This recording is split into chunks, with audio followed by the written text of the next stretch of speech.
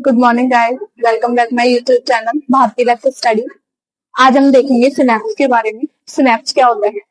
Synapse के बारे में ये देखने आपके जो सिनेप्स है, सिनेप्टिक ट्रांसमिशन है, वो क्या होता है। पहली बात तो ये कि आप सिनेप्स क्या होता है। मैंने आपको न्यूरॉन पढ़ाया था। न्यूरॉन में एक न्यूरॉन दूसरे न्यूरॉन के क्या है, जुड़ता, दूसरे न्यूरॉन से जुड़ता हो, यानी एक न्यूरॉन दूसरे अलग न्यूरॉन से जुड़े, उसे ही आप क्या बोलते हैं, इसके जो बीच में ये जो दरार पाई जाती है, इस अंतर को ही आप क्या बोलते हैं, सिनेप्स कहते हैं।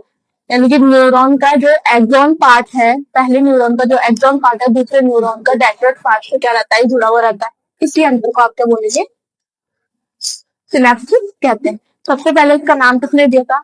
शेरिंगटन ने दिया था। इसके अनुसार यही वो मैंने आपको जब बताया कि न्यूरॉन जो एक्सॉन का एंड पार्ट होता है वो किसी अन्य एक्सॉन का जो एंड पार्ट होता है, ये एक्सॉन है, ये एक्सॉन का एंड पार्ट है, ये दूसरे न्यूरॉन से जुड़ा हुआ है। इसे आपने क्या बोला है, सिनेप्स कहा। अब इसकी संरचना के बारे में बात करें तो संरचना के बारे में हम देखते हैं कि जो आपके न्यूरॉन है, न्यूरॉन का जो एंड पार्ट है, एक्सॉन पे जो मेम्ब्रेन पाई जाती है, उस एक्सॉन को मेम्ब्रेन को क्या बोला आपने, प्री सिनेप्टिक पार्ट या नोब या फिर आप बटन कहते हैं।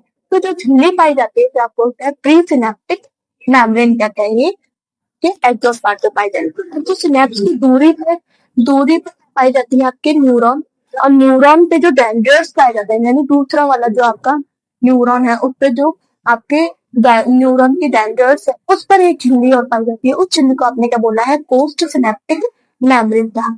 पोस्ट सिनेप्टिक मेम्ब्रेन और प्री सिनेप्टिक मेम्ब्रेन के बीच में ये किससे जुड़ी रहती है, आपके सिनेप्टिक किस्त के द्वारा या गुदर के द्वारा, सिनेप्टिक गुदर भी इसे बोलते हैं, सिनेप्टिक गुदर के द्वारा जुड़ा हुआ रहता है।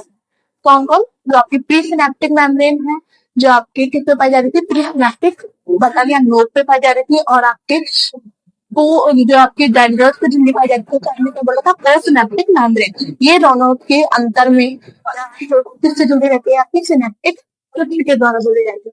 अब देखें आगे कि तो इन दोनों के बीच की दूरी का स्थान क्या होता है, आपको 200 से 400 एंगस्ट्रॉम होता है। साथ ही इसमें जो उत्तकीय द्रव भरा रहता है, क्या भरा रहेगा, इसमें टिश्यू फ्लूइड भरा रहता है। उसकी नोड पर जो प्री सिनेप्टिक नोड है अपने पास, उसमें अनेक क्या होते हैं, सिनेप्टिक वेसल कनेक्टेड होता है। ये सिनेप्टिक वेसल किससे बने होते हैं, आपके क्या भरा रहता है, इसमें कौन सा रासायनिक पदार्थ रहेगा, एसिटाइल कोलिन भरा रहता है। ये एसिटाइल कोलिन जो होता है वो किससे बनता है, आपके कोलिनो एसिटाइलेज एंजाइम की सहायता से बनता है। कौन निर्माण करता है एसिटाइल कोलिन को? कोलिनो एसिटाइलेज एंजाइम निर्माण करता है।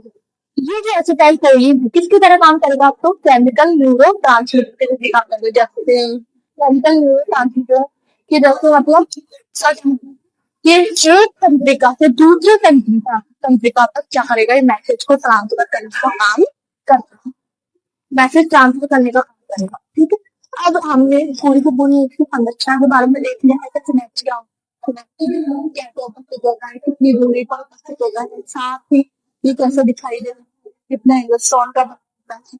ठीक है, अब देखिए आगे हम टाइप्स के बारे में बात करेंगे कि सिनेप्स होते हैं आपके 3 टाइप्स के होते हैं, वो आगे हम अगली कक्षा में चर्चा करेंगे। अगर क्लास को आपको पसंद आई हो तो चैनल को सब्सक्राइब करें, लाइक करें, शेयर करें और बेल आइकन दबाना ना भूलें। Thank you so much.